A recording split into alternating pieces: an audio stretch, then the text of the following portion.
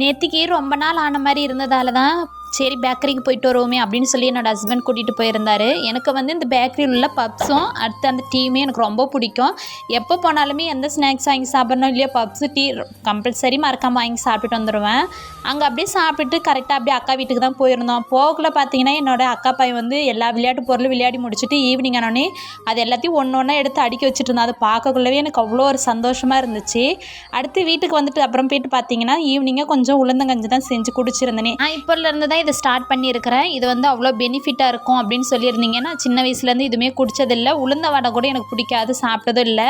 Mostly உளுந்தில் பார்த்தீங்கன்னா இட்லி தோசை மட்டும்தான், வேறு எதுவும் உளுந்தில் செஞ்சிருந்தாலுமே சாப்பிட மாட்டேன். இப்போ எல்லாமே ட்ரை பண்ணுற மாதிரி இருக்குது. எல்லாமே நம்ம ஹெல்த்துக்காண்டி தான் அப்படின்னு நினைக்கக்குள்ள கொஞ்சம் கஷ்டப்பட்டாலுமே இஷ்டப்பட்டு சாப்பிட்ற மாதிரி தான் இருக்குது. இந்த வீடியோ வந்து பார்த்தீங்கன்னா உளுந்தங்கஞ்சி எப்படி செய்யறதுன்னு லாங் வீடியோவை போஸ்ட் பண்ணியிருக்கிறேன். மறக்காமல் உங்களுக்கு டைம் கிடைக்கல செக் பண்ணி பாருங்கள்.